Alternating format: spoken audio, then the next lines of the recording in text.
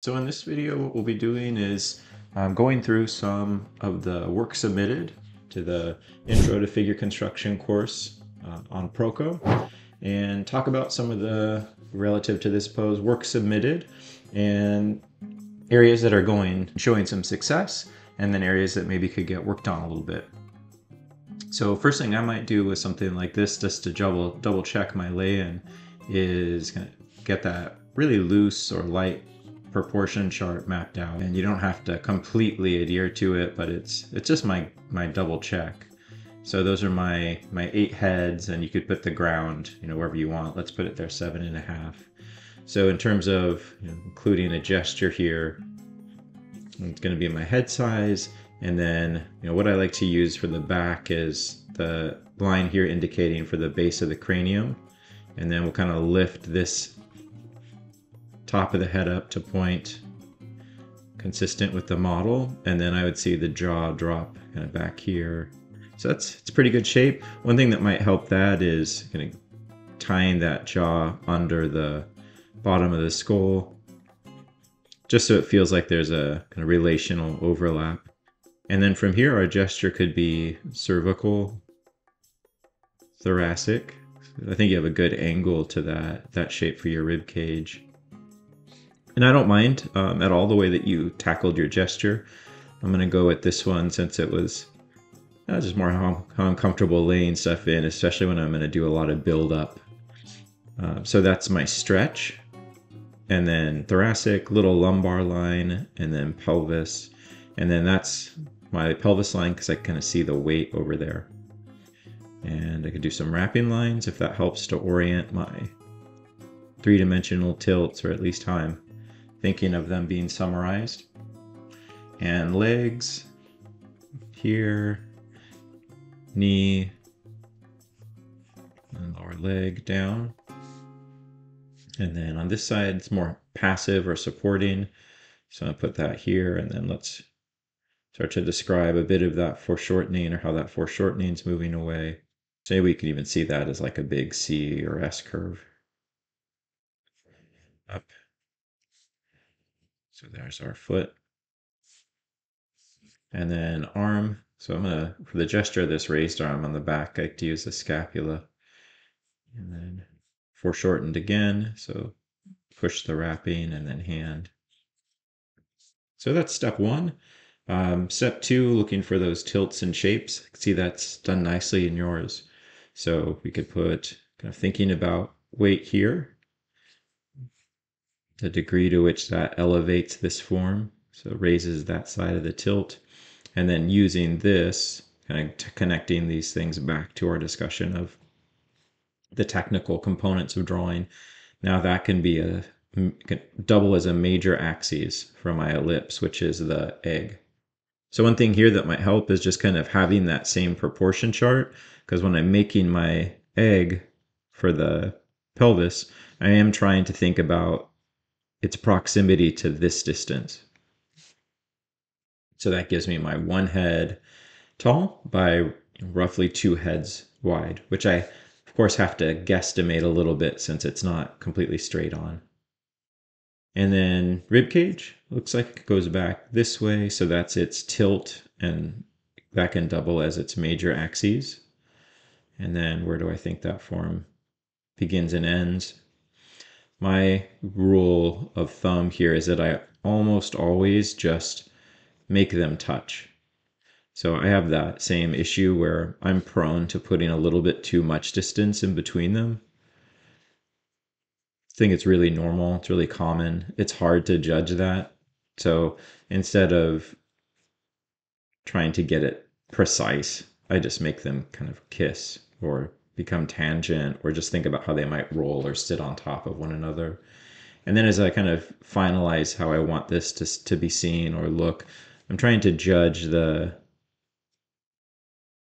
width of the pelvis and bring it up into the rib cage so that those can be similar, if not the same width. That might help with this little area of a little bit too much distance that I could see on the next stage that you're starting to develop and correct for a little bit.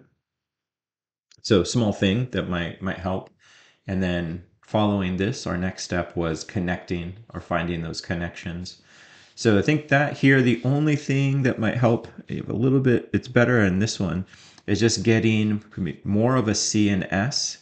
Like seeing if you could get more of the connection areas to demonstrate some gesture. So what can make these areas feel a little stiffer is just using too much vertical. So I really do push for exaggeration. So I'm going to think this part is clearly stretching because the head is lifting up to look at the sky or to look at her hand, let's say. So that's going to get a longer curve. I mean, it's not going to be like a perfect S, but it's closer to that. And then that overlaps, and then it could maybe wrap by bringing up or going across the head here. And then on this side, we want it to feel more compressed. So that would be that C or that kind of pinching line. So let's make that a C and then overlap, overlap. So I just feel like that keeps a little bit of the torque or the movement of those parts in. And then we could look for the same thing here. Like let's say that's where the rib cage ends. So I'm going to make my S for the stretch. So stretch here because that's going up and this is going down. So I could have S and then that ties to the pelvis and then could wrap with the form. So there's my T, there's my wrap.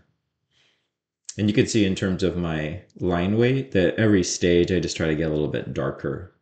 And then by the time I get to the final stage, you really don't even see the gesture lines as a result of the construction. Pinch on this side, although I can't really see too much because of the hair, like the neck too. So I'm having to kind of draw what I know at this stage.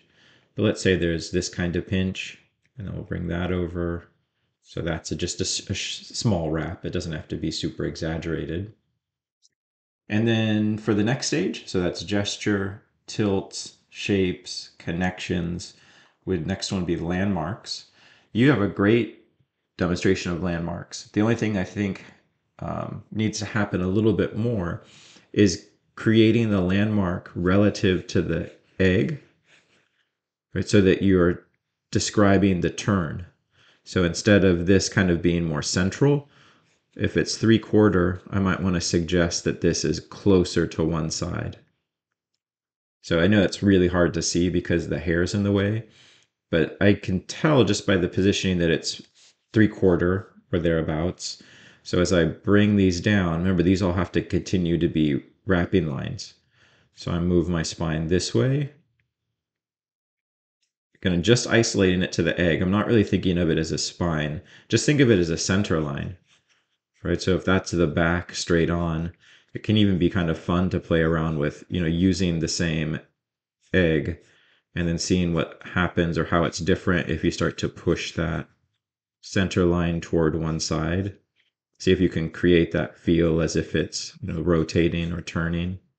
And then you could even then start to position on the landmarks as well and see how that would change. So scapula, floating ribs. Well, in this one, this part of the floating rib, that side would be bigger, this side would be shorter for the foreshortening. And then maybe the scapula on this side would look bigger and then slightly thinner on this side to suggest that turn. And you could play with it again here to see if you can create even more of that feel. Maybe on this one, we even kind of diminish that scapula further. And then this one perhaps would be profile, where it's kind of turned all the way around and then I just see one scapula. So that's how I use this step, is to kind of think about that rotation. That's what is going on in my head, even if it's not clear. So that would probably be like, I guess it's closest to that one. And then not as much here. Scapula on this one, we could see shoulder blade going up. This would be a wrapping line, so you want that to go with the structure of that egg shape. And hard to say because I can't see the arm on this side what it would be doing, but let's just put it there like that.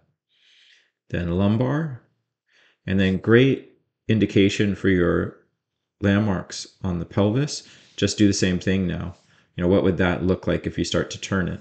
And if it helps, you could do the same kind of study, the egg study.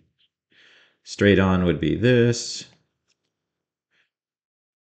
3/4. Think of a center line. Put more of the sacrum on this side, less on that side. So that maybe starts to turn it a bit. What if I turn even more? Maybe more of the sacrum, less of the sacrum. And then maybe then we're into profile of some kind. So that's how I'd use this one. So I think it's slightly 3/4. So I'm going to choose, I guess that one would be closest. Right, so that would be the center line. And then those landmarks would be done. Right, those are the most helpful or useful landmarks to me in order to get that feeling for the turns and then where I'm connecting my later points for planes. For arms, we really don't need too much in terms of the anatomy or the bones to get the perspectives at this stage. So I can just kind of take these lines and just set up the direction that I think the bone is traveling, and that instantly becomes a tilt for the two-dimensional axes of ellipses. And so the last stage, which you also have included over here, is just getting these boxes and cylinders, which I think you have nicely done.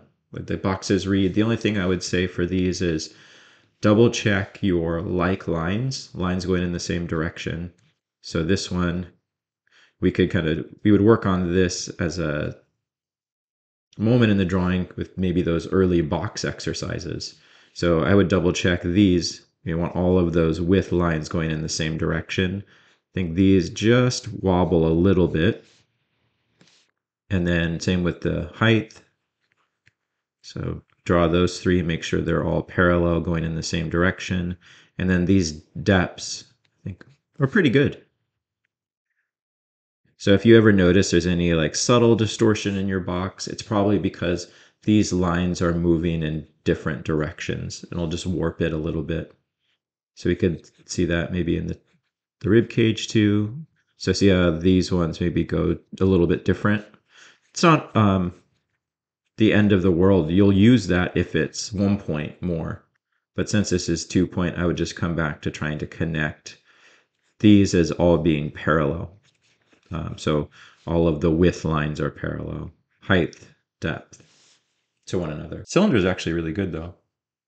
So if we include some of that here, one thing that would be useful, maybe we'll do this slightly different color, is I'm just trying to connect my planes, or connect my points.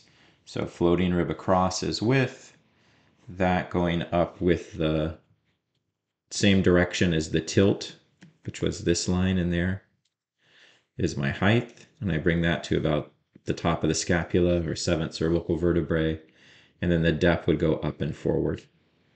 And that's that, Y axes are your three lines that are helpful to finding or establishing the perspective. So if I can just find those three, the width, the height, or the depth, sorry, the height, the width, then I can just copy paste them based on the knowledge that they all have to be parallel. So that could be here. And then remember, this stage is carving into the egg. So I use them separately because the egg is a easier tool or shape for me to tilt and solve all of my 2D problems with. And it would be a little bit cumbersome, I think, to solve issues of tilt or rotation or proportion with the box, because the box is already complex enough. So if I can start and solve issues with the egg and then gradually shave it down and into a box, that's how I'm comfortable approaching this. So there's a box for a rib cage. Pelvis, same thing. Go slightly past the sacrum. That's your width, height, depth. So I have those three. And now I can just copy paste. So height. This one I might go out past the egg a little bit, which it's not the end of the world. Ideally, I always like to keep the box as specific to the confines of the border of the egg as possible, but it doesn't have to be perfect. As Still works for me. The only issue or kind of problem that could arise from that is if I get it too off or it slides too far, I do risk kind of readjusting or over adjusting for proportions, right? It'll change the proportions that I had solved initially with that egg. So that'd be my box there. Those are pretty close to yours. And then we could just put on top a few cylinders. Cylinders here, I think the way, like I said, you did a great job. I try not to, and I don't think you did either, taper them too much. So we just want to, I mean, to be really nitpicky, we could try to get these ellipses to be a bit more rounded, try to avoid just a bit of that kind of sharper edge for the football. So let's say that one kind of goes forward.